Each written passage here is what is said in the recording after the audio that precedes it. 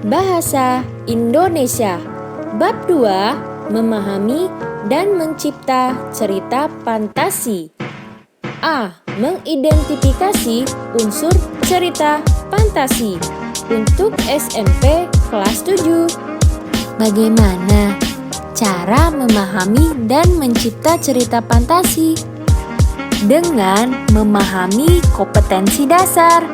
Yang pertama, mengidentifikasi unsur-unsur cerita fantasi yang dibaca dan didengar. Kedua, menceritakan kembali isi cerita fantasi yang dibaca dan didengar. Selanjutnya, kompetensi dasar. 3. Menelaah struktur dan kebahasaan cerita fantasi yang dibaca dan didengar. Yang keempat, menyajikan gagasan kreatif dalam bentuk cerita fantasi secara lisan dan tulis dengan memperhatikan struktur dan penggunaan bahasa.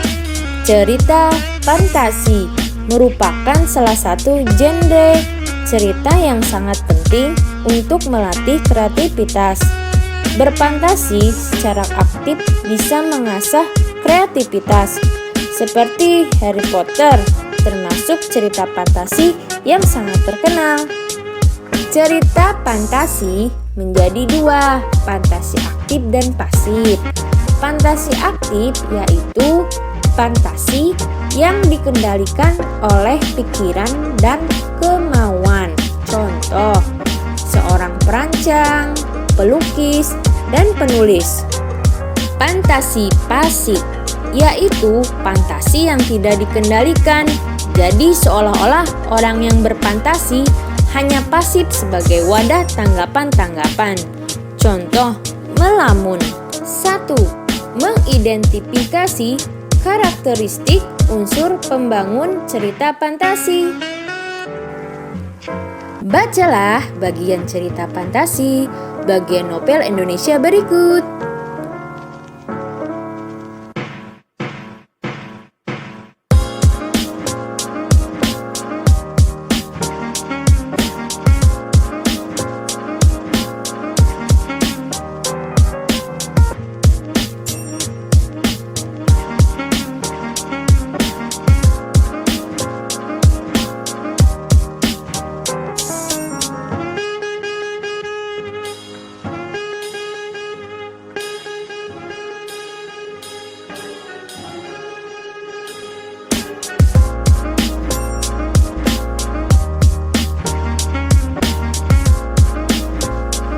Ciri umum teks narasi. Narasi merupakan cerita fiksi yang berisi perkembangan kejadian atau peristiwa. Rangkaian peristiwa dalam cerita disebut alur. Rangkaian peristiwa dalam cerita digerakkan dengan hukum sebab akibat. Cerita berkembang dari tahap pengenalan. Apa, siapa, dan di mana kejadian terjadi, timbulnya pertentangan, dan penyelesaian atau akhir cerita. Rangkaian cerita ini disebut alur. Tokoh dan watak tokoh merupakan unsur cerita yang mengalami rangkaian peristiwa. Narasi memiliki tema atau ide dasar cerita yang menjadi pusat pengembangan cerita. Tema dapat dirumuskan dari rangkaian peristiwa pada alur cerita. Amanat merupakan unsur cerita yang menjadi pesan pengarang melalui ceritanya. Amanat berkaitan dengan nilai-nilai kehidupan yang dapat disimpulkan dari isi cerita. Ciri umum cerita fantasi sebagai salah satu jenis teks narasi diantaranya ada keajaiban, keanehan, kemisteriusan, ide cerita, menggunakan berbagai latar atau lintas ruang dan waktu. Tokoh unik memiliki kesaktian, bersifat fiksi, bahasa. Kita jelaskan, ada keajaiban atau keanehan kemisteriusan. Seperti ini, cerita mengungkapkan hal-hal supranatural atau kemisteriusan, kegaiban yang tidak ditemui dalam dunia nyata. Cerita fantasi adalah cerita fiksi bergenre fantasi atau dunia imajinatif yang diciptakan penulis. Pada cerita fantasi, hal yang tidak mungkin dijadikan biasa. Tokoh dan latar diciptakan penulis tidak ada di dunia nyata atau modifikasi dunia nyata. Tema fantasi adalah magic, supernatural, atau futuristik. Ide cerita. Baiklah, kita jelaskan. Ide cerita terbuka terhadap daya hayal penulis, tidak dibatasi oleh realitas atau kehidupan nyata. Ide juga berupa irisan dunia nyata dan dunia hayal yang diciptakan pengarang. Ide cerita terkadang bersifat sederhana, tapi mampu menitipkan pesan yang menarik. Tema cerita fantasi adalah magic, supernatural, atau futuristik. Contoh, pertempuran Komodo dengan siluman serigala untuk mempertahankan tanah leluhurnya. Petualangan di balik pohon kenari yang melemparkan tokoh ke zaman Belanda, zaman Jepang, kegelapan karena tumbukan meteor. Kehidupan saling cuek dalam dunia teknologi canggih pada 100 tahun mendatang.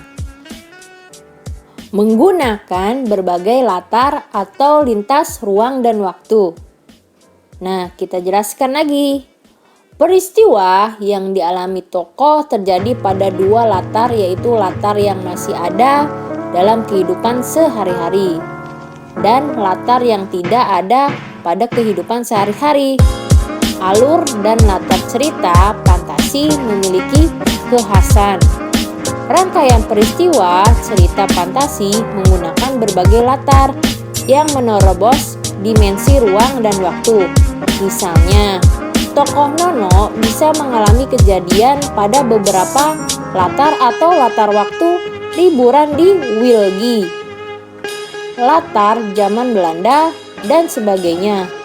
Jalinan peristiwa pada peristiwa fantasi berpindah-pindah dari berbagai latar yang melintasi ruang dan waktu.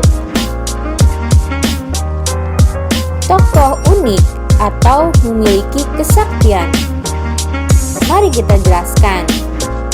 Tokoh dalam cerita fantasi bisa diberi watak dan ciri yang unik yang tidak ada dalam kehidupan sehari-hari. Tokoh memiliki kesaktian tertentu. Tokoh mengalami peristiwa misterius yang tidak terjadi pada kehidupan sehari-hari. Tokoh mengalami kejadian dalam berbagai latar waktu. Tokoh dapat ada pada setting waktu dan tempat yang berbeda zaman, atau bisa waktu lampau atau waktu yang akan datang, atau futuristik. Bersifat fiksi. Cerita fantasi bersifat fiktif atau bukan kejadian nyata.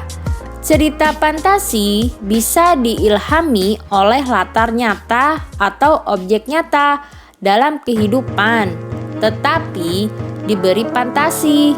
Misalnya, latar cerita dan objek cerita Ugi Agustono diilhami hasil observasi penulis terhadap Komodo dan Pulau Komodo. Tokoh dan latar difantasikan dari hasil observasi objek dan tempat nyata. Demikian juga Joko Lelnono memberi fantasi pada fakta kota Wilngi atau Blitar, zaman Belanda, Gunung Kelud. Bahasa. Yuk kita jelaskan. Penggunaan sinonim dengan emosi yang kuat dan variasi kata cukup menonjol. Bahasa yang digunakan variatif ekspresif, dan menggunakan ragam percakapan atau bukan bahasa formal. Kedua, mengidentifikasi jenis cerita fantasi. Berdasarkan latar cerita, cerita fantasi dibedakan menjadi 3 kategori, yaitu latar lintas waktu masa lampau, latar waktu sejaman, latar lintas waktu futuristik atau masa yang akan datang. Cerita fantasi ada yang berisi fantasi pada semua unsur cerita, seperti tokoh fantasi, latar fantasi, peristiwa juga fantasi tidak terjadi pada dunia nyata. Selain itu, cerita fantasi bisa menggunakan nama-nama dalam kehidupan nyata, menggunakan nama tempat yang ada di dunia nyata atau peristiwa pernah terjadi pada dunia nyata. Kita jelaskan. Latar sejaman berarti latar yang digunakan satu masa, seperti fantasi masa kini, fantasi masa lampau, atau fantasi masa yang akan datang atau futuristik. Latar lintas waktu berarti cerita fantasi yang menggunakan 2 latar waktu yang berbeda. Misalnya, masa kini dengan zaman prasejarah, masa kini dan 40 tahun mendatang atau futuristik. Kesesuaian dalam kehidupan nyata. Cerita fantasi ada 2 kategori. Cerita fantasi total, cerita fantasi sebagian atau irisan. Baiklah, pertama kategori cerita fantasi total berisi fantasi pengarang terhadap objek atau tertentu. Pada cerita kategori ini, semua yang terdapat pada cerita semua tidak terjadi dalam dunia nyata. Misalnya, cerita fantasi Nagata itu total fantasi penulis.